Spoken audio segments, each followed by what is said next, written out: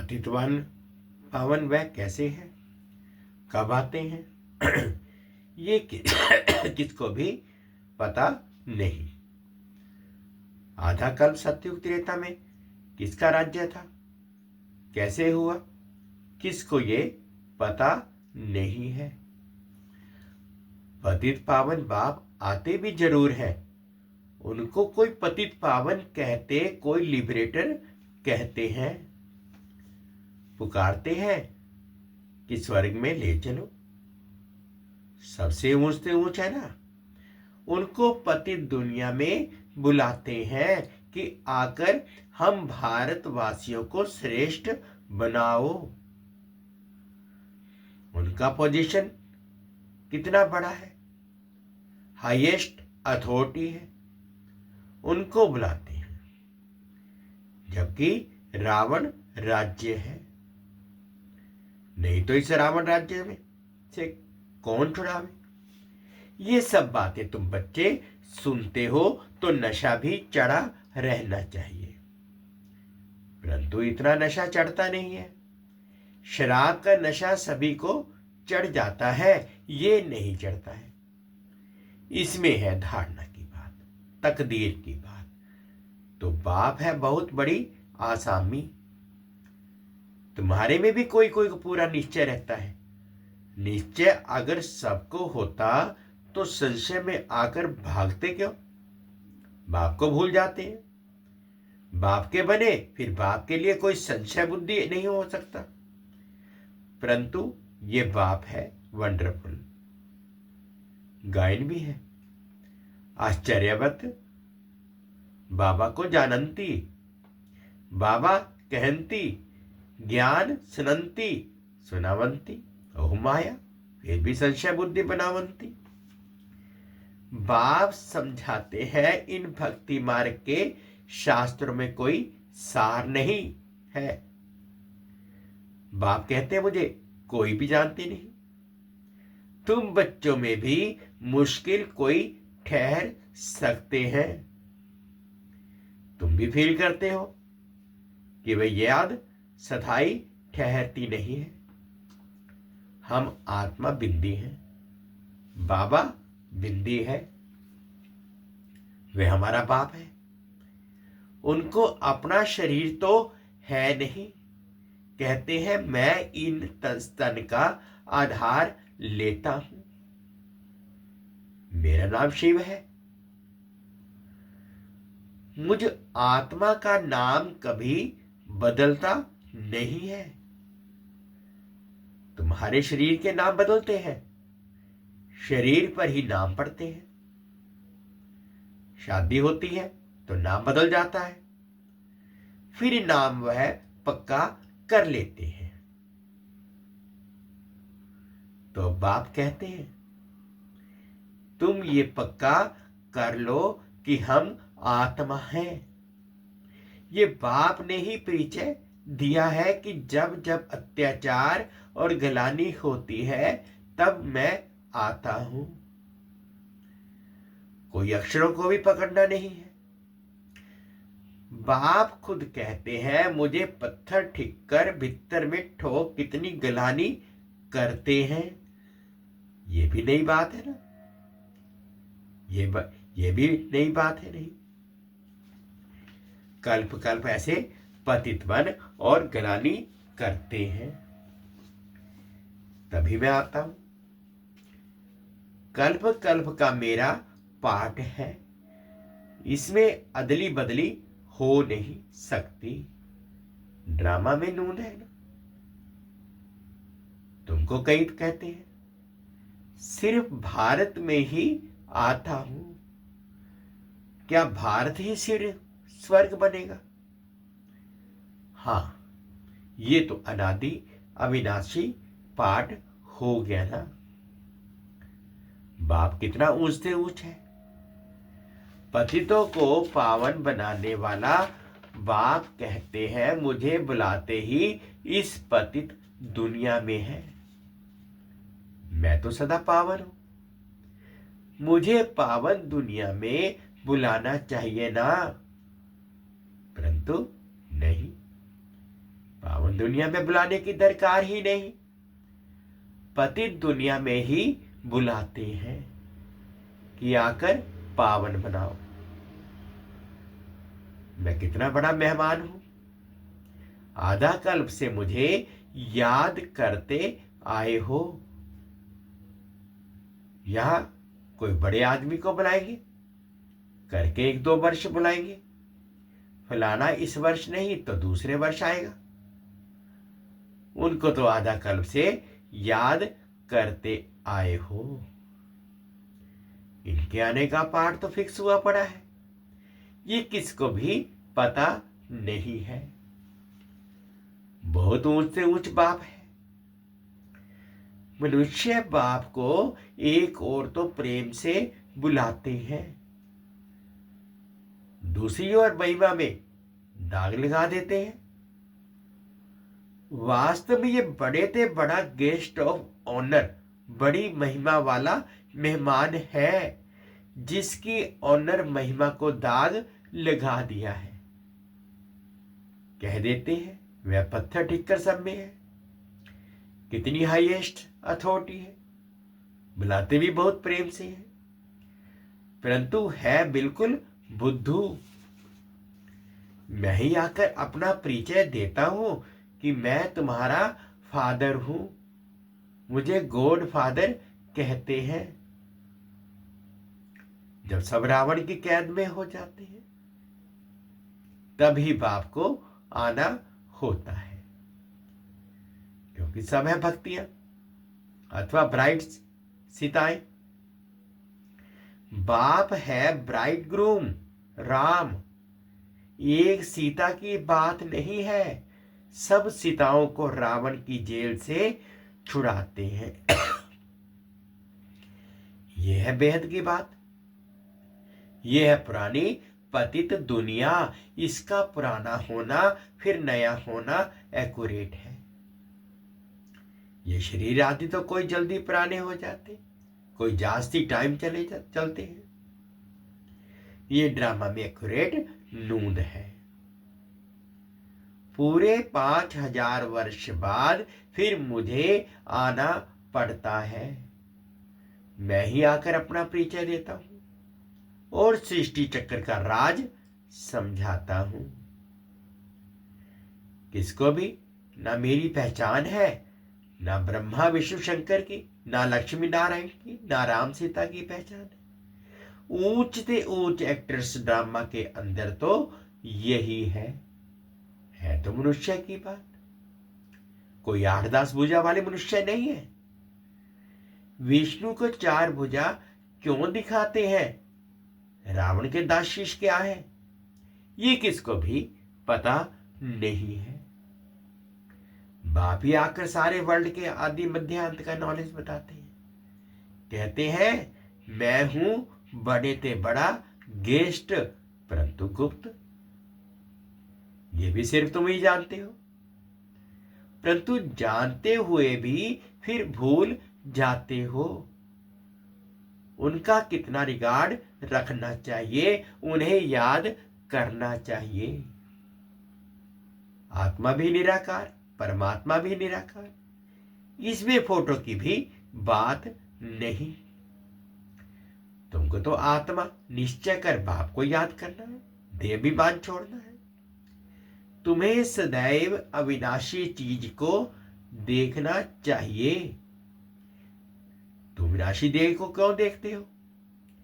देही अभिमानी बनो, इसमें ही मेहनत है। जितना याद में रहेंगे उतना कर्मातीत अवस्था को पाए, उच्च पद पाएंगे।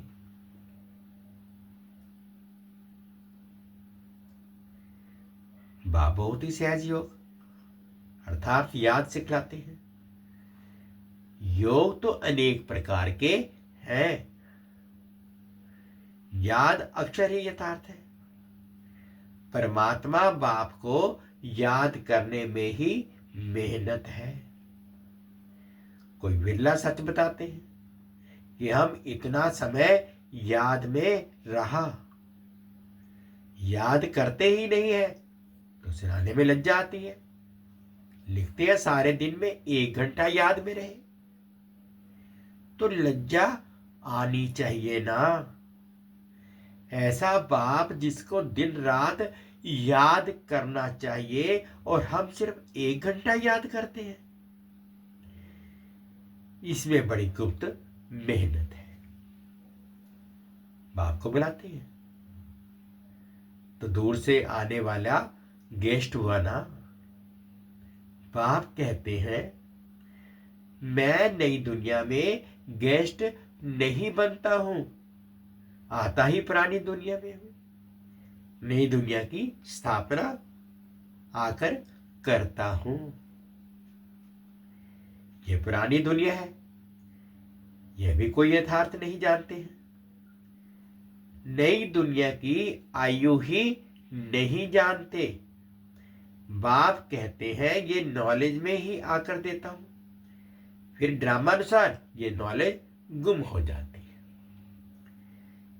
फिर कल बाद यह पाठ रिपीट होगा। मुझे बुलाते हैं, वर्ष वर्ष शिव जयंती मनाते हैं।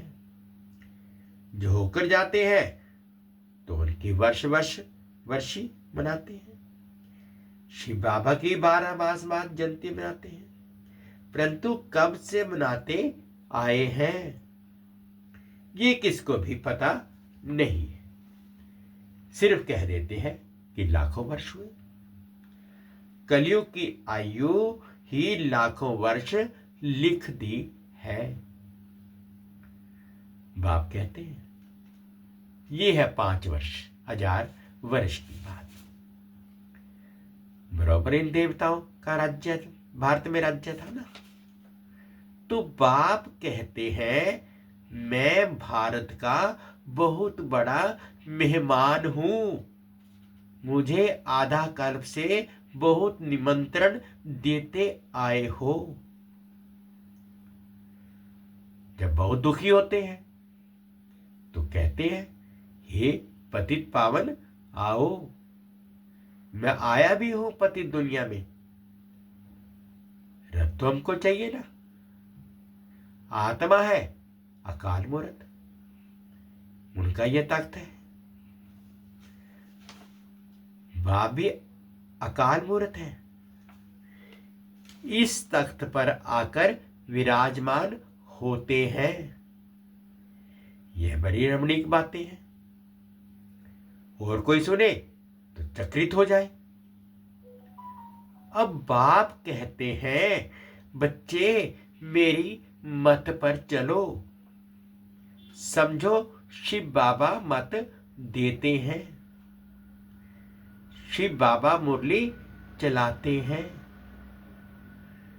ये कहते हैं कि मैं भी उनकी मुरली सुनकर बजाऊंगा। सुनाने वाला तो वह है ना। ये नंबर 1 पूज्य सो फिर नंबर 1 पुजारी बना। अभी यह पुरुषार्थी है। बच्चों को हमेशा समझना चाहिए कि हमको शिव बाबा की श्रीमत मिली है। ये ड्रामा में नून है। विघ्न तो पढ़ने ही है। बहुत कड़े कड़े विघ्न पढ़ते हैं। अपने बच्चों के भी विघ्न पढ़ते हैं। तो हमेशा समझो कि शिव बाबा समझाते हैं तो याद रहेगी।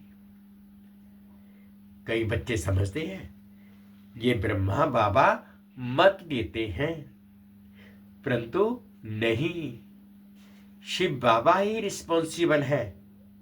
परंतु दे अभिमान है तो घड़ी घड़ी इनको ही देखते रहते हैं। शिव बाबा कितना बड़ा मेहमान है, तो भी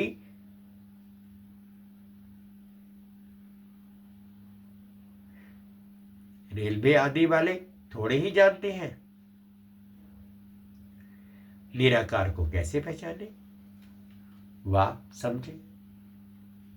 वह तो बीमार हो ना सके, तो बीमारी आदि का इनका कारण बताते हैं। वह क्या जाने इनमें कौन है? तुम बच्चे भी नंबरवार जानते हो। वह सभी आत्माओं का बाप और यह फिर प्रजापिता मनुष्यों का बाप। तो ये दोनों बाप दादा कितने बड़े गेस्ट हो गए। बाप कहते हैं जो कुछ होता है ड्रामा में नून है। मैं भी ड्रामा के बंधन में बंधा हुआ हूं। नून बिगर कुछ कर नहीं सकता हूं। माया भी बड़ी दुस्तर है। राम और रावण दोनों का पार्ट है। ड्रामा में रावण चैतन्य होता तो कहता मैं भी ड्रामा अनुसार आता हूं। ये दुख और सुख का खेल है। सुख है नई दुनिया में, दुख है पुरानी दुनिया में। नई दुनिया में थोड़े मनुष्य, पुरानी दुनिया में कितने ढेर मनुष्य हैं। पतित पावन बाप को ही बुलाते हैं कि आकर पावन दुनिया बनाओ, क्योंकि पावन दुनिया में बहुत सुख था। इसलिए ही कल्प कल्प पुकारते हैं। बाप सबको सुख देकर जाते हैं। अभी फिर पाठ रिपीट होता है। दुनिया कभी खलास नहीं होती। खलास होना इम्पॉसिबल है। समुद्र भी दुनिया में है ना। ये थर्ड फ्लोर तो है ना। कहते हैं जलमयी पानी पानी हो जाता है, फिर भी पृथ्वी फ्लोर तो है ना। पानी भी तो है ना। पृथ्वी फ्लोर कोई विनाश नहीं हो सकता। जल भी इस फ्लोर में होता है, सेकंड और फर्स्ट फ्लोर। सूक्ष्म वतन और मूल वतन में तो जल होता नहीं।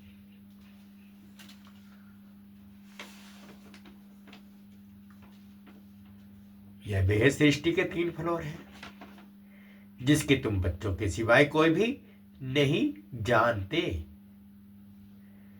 ये खुशी की बात सबको खुशी से सुनानी है। जो पूरे पास होते हैं उनका ही अतीन्द्रिय सुख गाया हुआ है। जो रात दिन सर्विस पर तत्पर हैं, सर्विस ही करते रहते हैं, उन्हें बहुत खुशी रहती है। कोई कोई ऐसे दिन भी आते हैं जो मनुष्य रात को भी जागते हैं, परंतु आत्मा थक जाती है तो सोना होता है। आत्मा के सोने से शरीर भी सो जाता है। आत्मा ना सोए तो शरीर भी ना सोए। थकती तो आत्मा है। आज मैं थका पड़ा हूं किसने कहा? आत्मा ने। तुम बच्चों को आत्म अभिमानी हो रहना है। इसमें ही मेहनत है।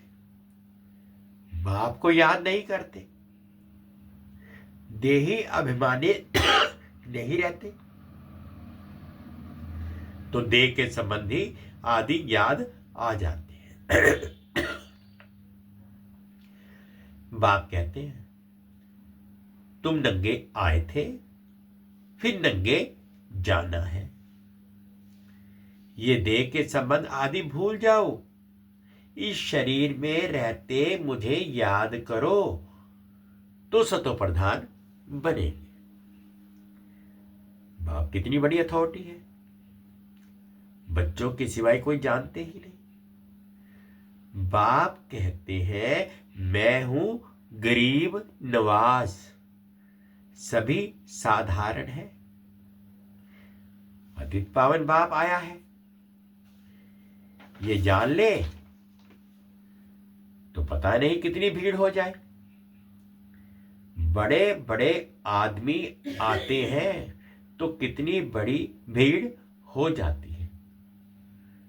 तो ड्रामा में इनका पार्ट ही गुप्त रहने का है। आगे चल आहिस्ते आहिस्ते प्रभाव निकलेगा और विनाश हो जाएगा। सब थोड़े ही मिल सकते हैं। याद करते हैं ना, तो उनको बाप का परिचय मिल जाएगा, बाकी पहुंच नहीं पाएंगी। जैसे बांदेली बच्चियां मिल नहीं पाती हैं, कितने अत्याचार सहन करती हैं,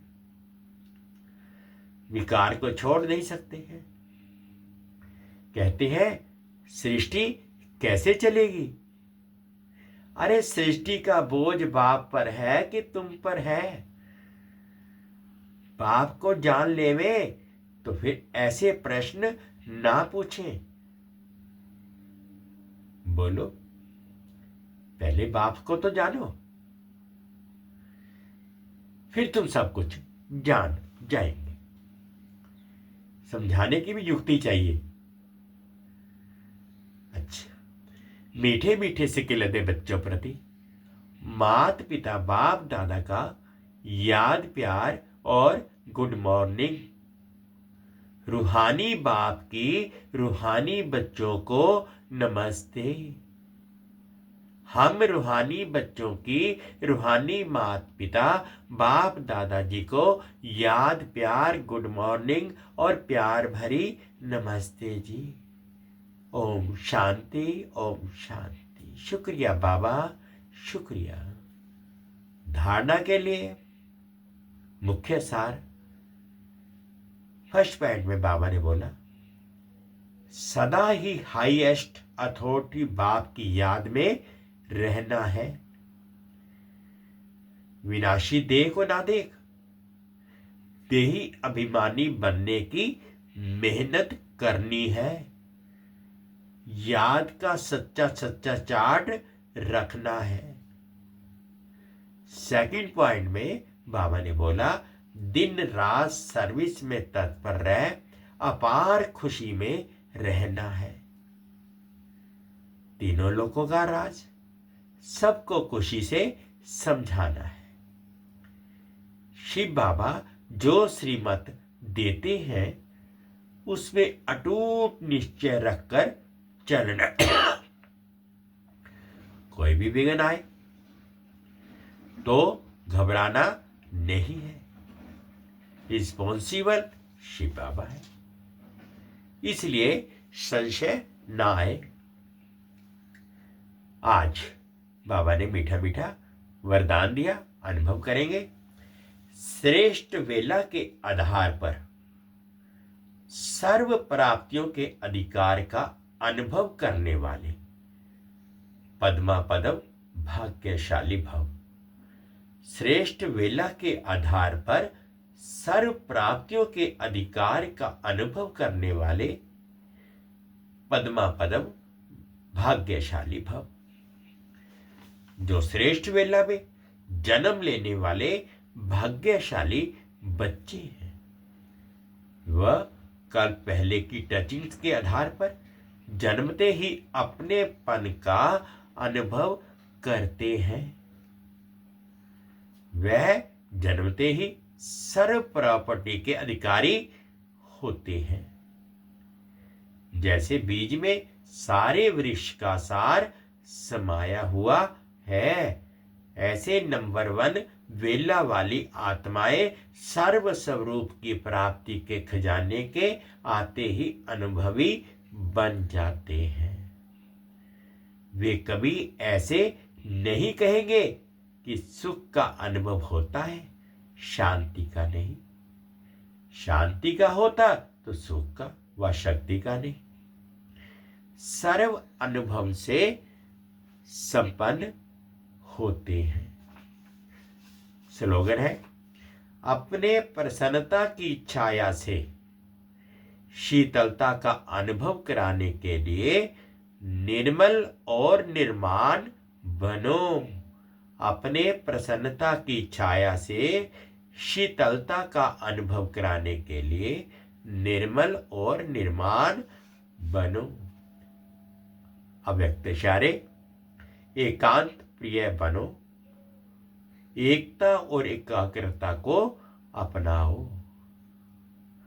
सर्व संबंध सर्व रसनाएं एक से लेने वाला ही एकांत प्रिय हो सकता है। जब एक द्वारा सर्व रचनाएं प्राप्त हो सकती हैं तो अनेक तरफ जाने की आवश्यकता ही क्या है।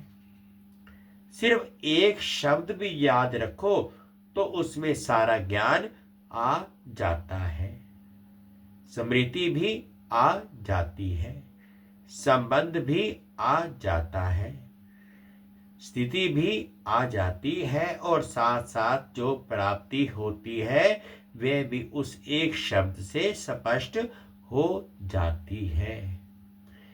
एक की याद, स्थिति एक रस और ज्ञान भी सारा एक की याद का ही मिलता है। प्राप्ति भी जो होती है वह भी एक रस रहती है। मीठे बच्चे, बाप तुम्हारा मेहमान बनकर आया है तो तुम्हें आदर करना है। जैसे प्रेम से बुलाया है ऐसे आदर भी करना है, निरादर ना हो। ओम शांति। ओम। शुक्रिया बाबा, शुक्रिया।